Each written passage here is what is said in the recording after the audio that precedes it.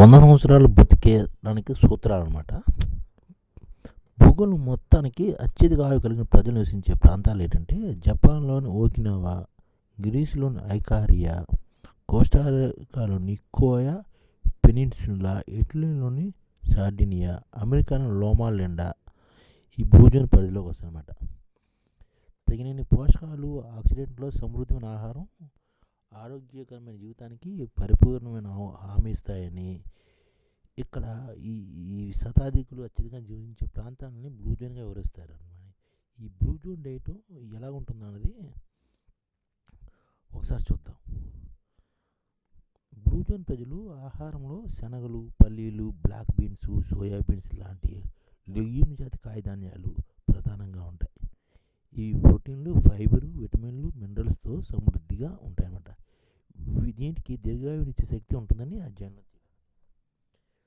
Oats, సిరిధాన్యాలు, barley లాంటి fibre ఎక్కువగా ఉండే ధాన్యాలు తీసుకుంటారు వీరు. వీటిని తింటే క్యాన్సర్, గుండె రోగాలు, డిమోన్షియా తదితర జబ్బులు ముప్పు తగ్గు. గ్రీసులోని అకారియా ప్రజల్లో క్యాన్సర్, గుండె రోగాలు, డిమోన్షియా రేట్లు చాలా తక్కువ. కారణం పండ్లు, కూరగాయలు, హోల్ గ్రెయిన్స్, ఆలుగడ్డలు లాంటి మధ్యధరా ప్రాంత ఆహారంపై ఎక్కువగా ఆధారపడమే. ఆకుకూరలు కూడా ఎక్కువగా తీసుకుంటారు. ఆకుకూరల్లో యాంటీ ఆక్సిడెంట్లు గుండె నాళానికి సంబంధించిన వ్యాధులను తగ్గిస్తారన్నమాట. పండ్లు, ఫైబర్, విటమిన్లు, మినరల్స్, ఫలాలు ఎక్కువగా ఉండే గుండె కోటాల ముప్పు తగ్గించే తాజా పండ్లు వీళ్ళు ఎక్కువగా తీసుకుంటారు అన్నమాట. ఆలివ్ నూనెలో ఆరోగ్యమైన మోనోసాచురేట్స్ ఫ్యాట్స్, పాలీ అన్సాచురేటెడ్ ఫ్యాట్స్, శక్తివంతమైన ఆక్సిడెంట్లు పుష్కలంగా ఉంటాయి. ఆలివ్ నూనె శరీరంలో వాపులు, దీర్ఘకాల వ్యాధులపై పోరాడుతుందని పరిశీలనలో తేలిందన్నమాట. జీడిపప్పు, బాదం, పిస్తలాంటి గింజలు విటమిన్లు, మినరల్స్, ప్రోటీన్లు, ఆరోగ్యమైన క్రొవ్వులు ఆహారంలో చేర్చుకుంటే గుండె జబ్బులు, డయాబెటీస్ లాంటి రోగాలు కూడా తగ్గుతాయి అన్నమాట.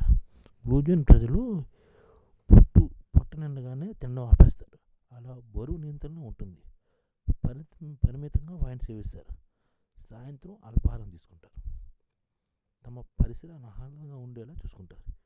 ఇరుగు పొరుగుతో స్నేహ సంబంధాలు కొనసాగిస్తారు. సామాజిక జీవనానికి ప్రాధాన్యత ఇస్తారు. నవ్విస్తూ ఒత్తిడిని దూరంగా ఉంచుతారు.